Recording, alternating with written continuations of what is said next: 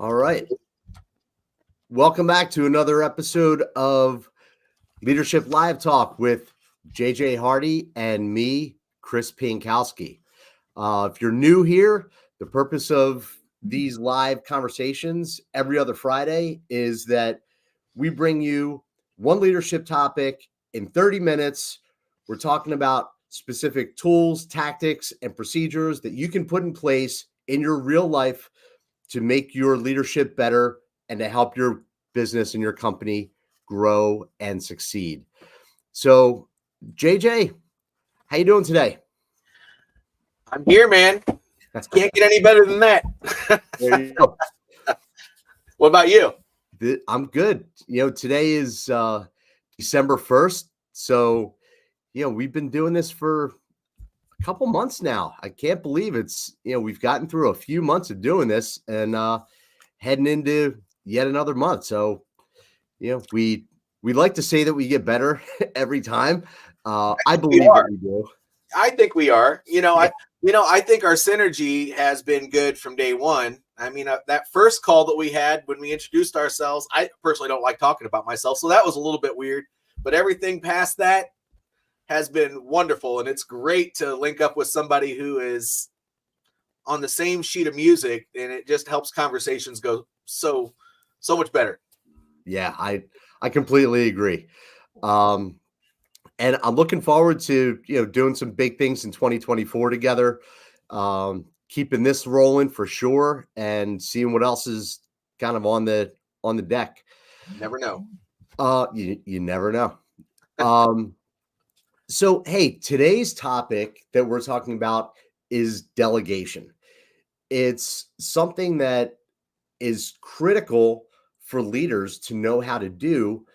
And unfortunately, a lot of leaders, either they don't do it right, they don't know how to do it, they're resistant to doing it. So I think today is going to be a really meaty conversation, and hopefully people can walk away with some good stuff to kind of take their leadership to the next level in regards to delegating. Agree. So, JJ, I'm going to say that it's most likely different from your background as a military person, a leader in the military versus the civilian world. I would assume that delegation happens more often in the military than in the civilian world, but I'm willing to be proven wrong. So, share. Sure. So I did work, for almost 4 years in the civilian workforce in a few different jobs as well. I have noticed actually that delegation is a lot harder, but that doesn't mean it's also not difficult for people in the military. Really it revolves around trust. If you don't trust that your work is going to get done, or if you don't trust people to make the right decisions, or if you don't trust that things are going to go the way they need to go, even if it's not the way you would do it, then delegation just doesn't happen. And unfortunately, in the civilian workforce, it's a lot more that way, because in the military, we had to rely on people to our left and right, sometimes even in a combat situation. If you can't do that, then, you don't really feel comfortable. So you have to build that comfort. You have to build that confidence. So I completely agree with you. A lot of times also from what I've seen in the civilian world is a lot of ego prevents people from delegating. I'm sure that also happens in the military, but without those kind of clear chain of command lines that some companies don't have in the civilian world, I think ego takes over from a leadership standpoint, and people are just fearful, right? And like you said, trust. In our last live stream, we talked about trust. And for anybody who has seen a few of our lives, you'll notice that we kind of play a topic off of our last topic. So, we talked about trust 2 weeks ago. Today, we're talking about delegating. But yeah, trust does come into it, but ego is the killer of delegating from my experience? Well, the biggest problem with ego, and yeah, it does keep you from delegating, but if you need things to be done your way and you just cannot let go, then you're hurting yourself because you're going to work twice as hard. You're going to hurt the development of your downtrace leaders and frontline employees, because how are they going to learn if they don't even get the opportunity to act and make mistakes? But delegating is great because it solves all of that. You get to learn how to be a coach and a mentor. They get to learn how to do things at a slightly higher level. The work is spread out between everybody, and it makes the entire work environment more cohesive. It does. And, delegating requires not only a level of trust, but it also means that your communication and your ability to communicate needs to be super sharp. Because when you're delegating to people, you have to be specific about what you're delegating, what the intended outcomes are, what the end goal is supposed to be. But I think that a lot of times people get hung up on the delegating part of this. I'm going to delegate the steps on how to do it, as opposed to, from a leadership standpoint, we really need to communicate, what are we doing? Why are we doing it? And then you, the person that's being delegated to, I want your expertise to figure out the steps of how we're going to achieve that. I think that's one of the things that really hangs people up with their inability to delegate, because they think they need to provide everything soup to nuts. And that's really, counterproductive at the end of the day. It is. It is. And I like what you said there, because it's so important that you don't give too much information, because it's important to the development of your people to understand how to put ideas together and execute in their own way. Because how are they going to develop their own work style and figure out how to do things in different ways and find their own shortcuts, as opposed to doing something exactly the way another person would do it. Now, in the military, we dealt with commander's intent. This is the overall goal of what we're trying to do. This is what I want done. However, it's important that once you receive that task, even if you don't quite understand it, to ask questions. So it goes both ways. If you're going to have somebody trust you with delegating that information to you, if as a leader you don't understand 110% what's supposed to happen, you need to ask questions initially. And a lot of people are afraid to ask questions along the way.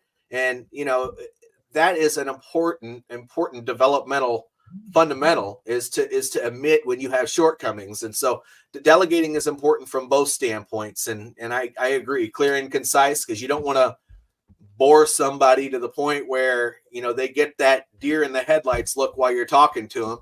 That happens a lot. I had to learn that from a young age, because I was nervous to start hitting out tasks. And so I would do the jaw flapping. And the more you talk, the more people are like, and when they get to that point, you lost them. And they're going to go off and they're going to be like, what the heck just happened? And the job is probably not going to get done at all. Yeah. And you're going to blame, and chances are that person's going to get blamed. And it's not really 100% their fault. That's right. One of the things that's really important in delegating is that question and answer period. One of the things that I'll talk to kind of new and emerging leaders about when it comes time to delegate is, look, you explain the what and the why, something that I call the 5W framework. So what are we doing? Why are we doing it? When does it need to be done? Where is it getting done? And who's accountable for getting it done? So that who is the person you're delegating to. when you lay it out kind of big picture, and then you say to your people, all right, now look, I want you to make a plan and come back to me and let's review the plan. Putting that, just the plan in their hands, automatically creates an environment for question and answers, because they're going to come back to you with their plan. And it's up to you to say, okay, I see where you're going here. Let me understand your thinking. But at the end of the day, if they come back to you with a plan that is, 90% of how you would have done it, let them run with it, right? Don't squabble over 10% of that perfection of maybe how you would have done it. Empower them. That's part of what delegating is. It's empowering your people to really grow and do things maybe outside of their comfort zone that's going to help them in the future. I smiled when you said that initially, because at the beginning of this call, you know how I said that we are so in sync with a lot of things? Mm-hmm. I used to do that, the 5 W's, when I was in the military, and I have a 14 and a 17-year-old child right now. When they start saying, hey, can I go do this? I'm like, what are the 5 W's? Yeah, there you go. And they hate me for it. Yep. But it's uncomfortable to come up with a plan.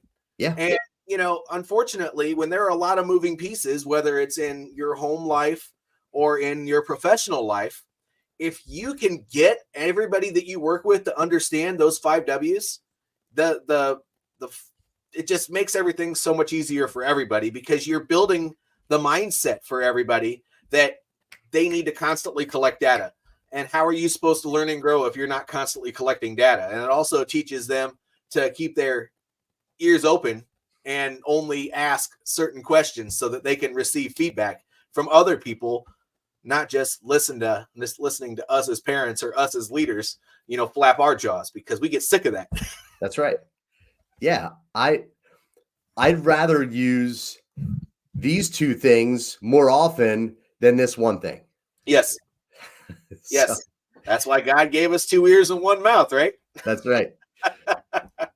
I used to have a boss who he would always say, especially to the junior people, he's like, look, big ears, small mouth. I'm bringing you into these high level things. I want you to listen, and then we could talk in private. But big ears, small mouth, take it in, and then we'll debrief. We'll do an after action report. How often is that term even used in the civilian workforce? I've tried explaining what an AAR is to people outside of the military, and they're like, what's the point of that? But anyway. They are so important, and Yes. maybe that's a topic that we'll get to on a later live stream.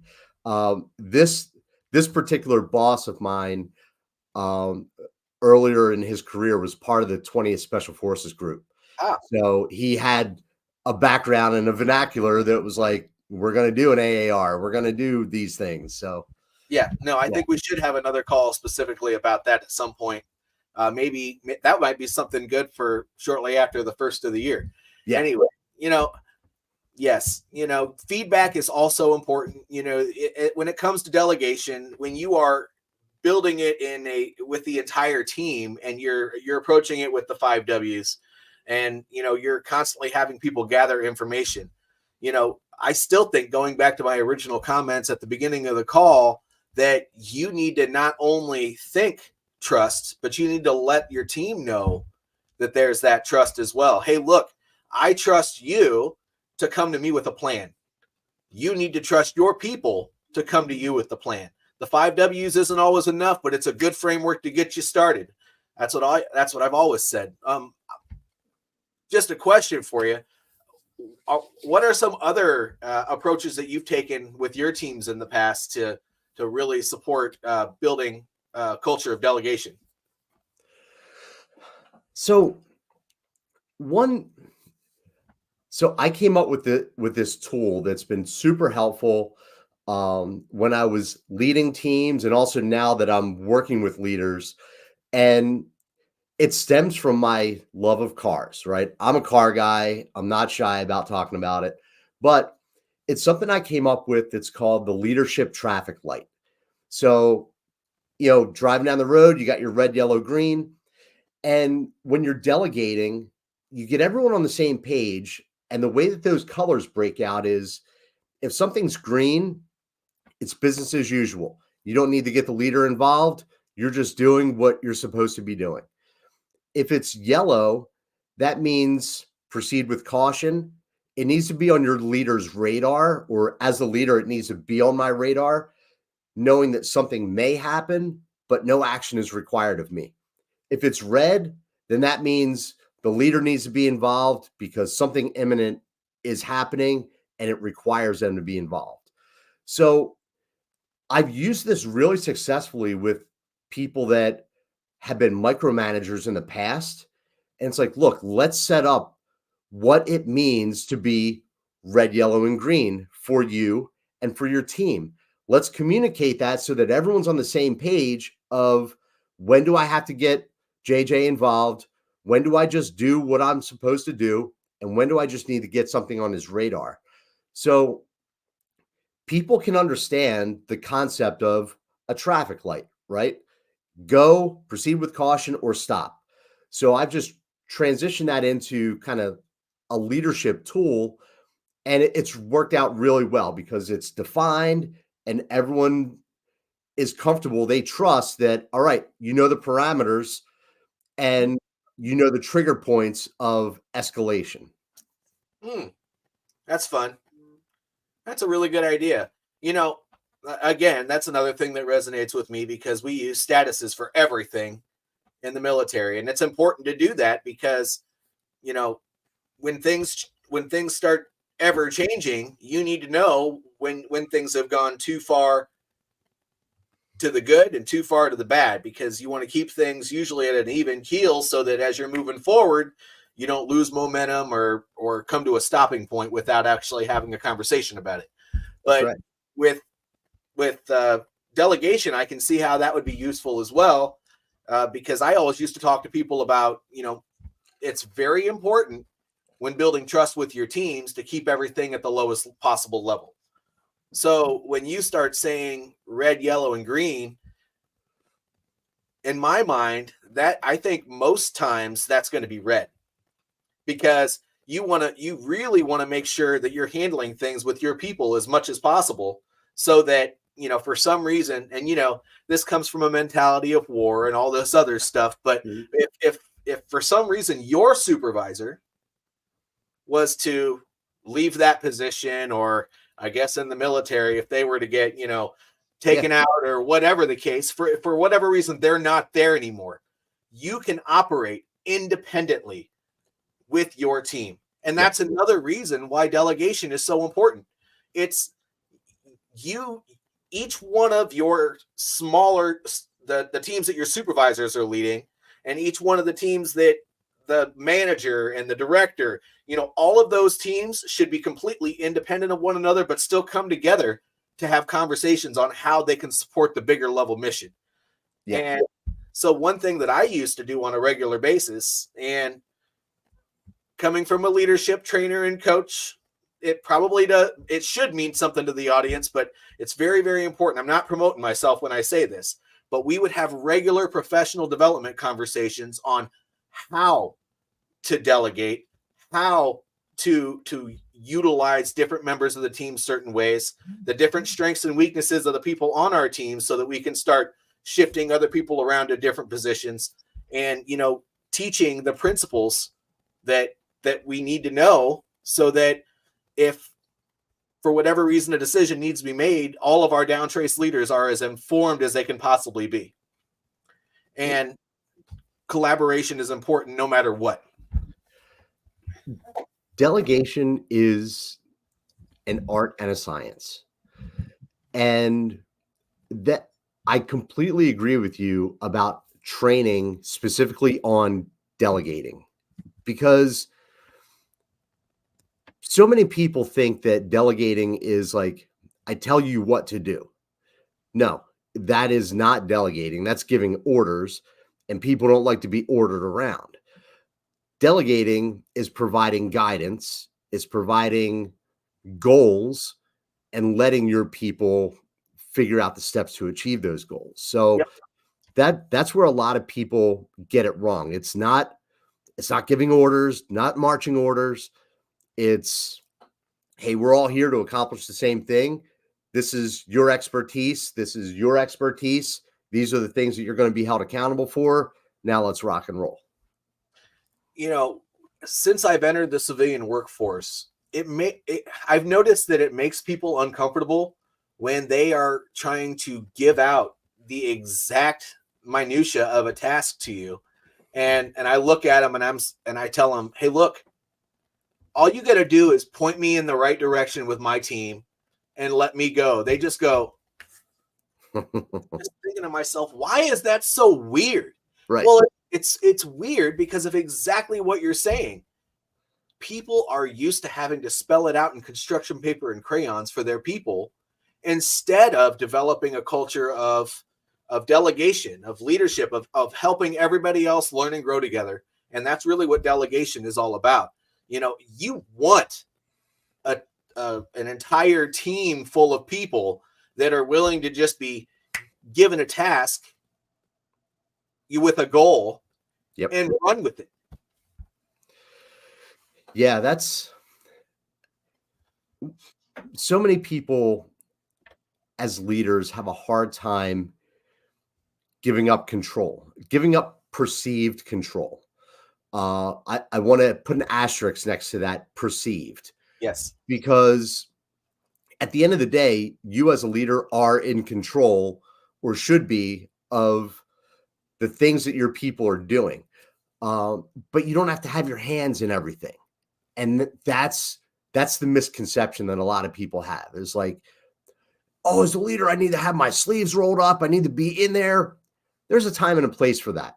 Yeah. But that shouldn't be your normal course of business. No, your people should know that you're willing to get your hands dirty, which means if they ask you for help, you jump in there and you kick butt with them on the ground level, executing at the same proficiency, hopefully, or close to as they are. Well, or at least letting them know that you're not just going to, constantly hand out tasks on a regular basis, that you're willing to jump in there and give them a hand when they have questions about it. But I think what's most important about that is that, if when you have the mindset to help when needed, but to really give people the right kind. I mean, some people do it via briefings. Some people do it with an email update. Some people, it doesn't really matter how you do it, but you have to find a way to stand back. Yep. If you don't stand back and let your people rock and roll, they're not going to do it. And they're not going to feel, they're not going to build the confidence to do it. But if you say, hey, look, these are the things that your team need to accomplish. This is how I needed it reported to me so that I understand what's going right and what's going wrong, not because I just want to be in your business, but because I need to know as a leader the status of everything. Then once they understand that that's all that has to happen as far as communication with you, unless they have struggles, then they're going to go out there and rock it with their team. Right. And it's really important to build a culture that has that sort of reporting structure, because if it's not there, then the leaders are constantly going to have people going back and forth and back and forth and back and forth. And it's just not necessary, and it shouldn't be that way. We've spent a lot of time talking about why people don't delegate and, the things that kind of hold them back. But there's a total opposite end of this spectrum where part of not knowing how to delegate is thinking that I tell you what to do and then I walk away and I disengage. And that is just as wrong as not delegating. Right. So delegating does not mean it's off my shoulders. I've handed it to you and I don't want to hear about it again. Like that is also a mindset that people get wrong that needs to be reeled back in. Yeah, it's got, the word dichotomy is coming into place here. Yeah. Because you have to, this is what makes it so hard. You have to find balance. Right. In this. And if you are That's why they have all the different types of leadership styles that are out there, because that's the same way that you engage with your people. If you're too much in their business, then you're known as a micromanager. Right. If you're too far out of their business, then you're known as that guy that just sits in his office all the time. And what the heck is he ever doing? Yeah. I don't know.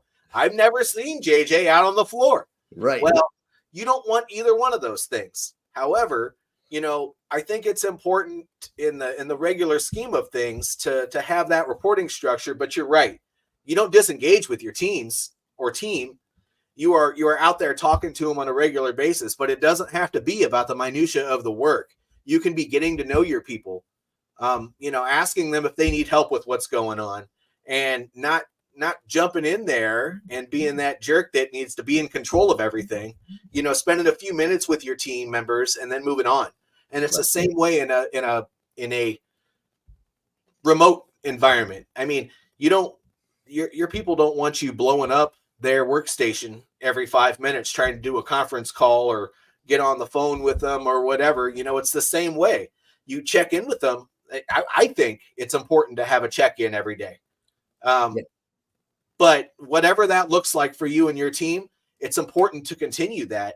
But you don't want to be too much in their business. But you're right. You don't want to be so far off in the distance that people is like, I know I work for JJ, but I don't remember the last time I saw that guy. Yeah. Where is that dude? Where is that dude? That freaking guy. Yeah. Another thing too that I think is important for us to touch on is that delegating also leads to learning experiences. An analogy that I used with someone who was really struggling, and this was a senior executive, and she said, I'm just like, my motherly instincts want to protect my people, and that's why I'm so involved. And I said, well, think about delegating kind of like this. You have kids, right? And when you were teaching your kids how to ride a bike, it goes in stages. Training wheels. When the training wheels come off, you're running beside them, holding onto the back of the seat. And then once they've got their balance, you're letting go. And sometimes they fall off and they scrape their knees. Let your people scrape their knees. Don't, protect them to the point of there's no serious injury. There's no serious, mistakes being made. But people learn from mistakes. People learn from scraped knees. That's part of delegation. That's part of the learning process. So you can't expect your people to be perfect. And just know that sometimes they're going to F up. And part of your job as a leader is to help them see that, learn from it, and then move on and not do it again. There's one important piece that you said there. When you're delegating a task to somebody, you need to make sure they always know that it's a developmental thing, that they make mistakes. Mm-hmm. You expect them to make mistakes, because at the end of the day, you grow from making those mistakes, hopping back on the horse, figuring out a course correction, and moving forward with a new plan of action. What they need to understand that's part of that, though, is that, if they make that mistake and it's unrecoverable, you need to seek out mentorship or coaching from somebody else on the team, whether it's you or somebody else you feel comfortable with. Because if it goes too far in the wrong direction that it can't be recovered, then you're probably not going to learn much from that. You're just going to get discouraged and you're just going to get embarrassed. And those things are not okay. But you got to let your people know that these things are expected and important. That's right. Yeah. JJ, we covered a lot of good stuff today. In 30 minutes, we had 30 minutes of jam-packed, oh my gosh, it was things. A lot. Yeah. Any parting thoughts before we wrap it up for today's live stream, and be respectful of everyone's time who's, taking time to watch and take these nuggets away? Yeah. So just a quick thing. I believe in the concept of decentralized leadership. Yep. Decentralized leadership revolves around delegation. It revolves around spreading the decision making out in an organization or on a team so that no one person has the sole decision making in a team or an organization. And that's why this is important. If you want to develop your people, if you want to make sure they understand how to pass tasks along to their people, you need to develop a culture of this. And I think it's probably the most important any company, any team, whatever can do. So I'm glad we covered this today. Me too. It's such an important topic, and it's an important skill that leaders need to constantly be honing, because there are so many dimensions to delegating and everything that goes along with it. The teaching, the trust, so much is involved with being an effective delegator. And you also have to realize that we're all human and we all have limits. So it drives leaders crazy when they think they need to do everything. So alleviate some of that pressure from yourself as well by delegating it to your team and giving them the opportunities to grow and take on new challenges. For the love of God, delegate, people. It's going to make your life so much better. If you don't understand how to use your assistant manager or your supervisor, go talk to somebody who does it well. Yes. Ask them what they should be doing. I mean, talk to one of us, talk to a friend of yours. I don't give a doggone what you do, but you need to figure this out, because you can't be an effective leader and start moving up in progression without understanding how to do this. Well said. And with that, everybody, please keep this conversation going. If you've got questions, drop them into the comments on LinkedIn. JJ and I will be watching them. We'll be answering. So share this. If you got some value out of it, share it with people that you think may also, take away some knowledge from it and help them to be better leaders. And with that, signing off for this week. Thank you all for joining us, and we will see you on the next one.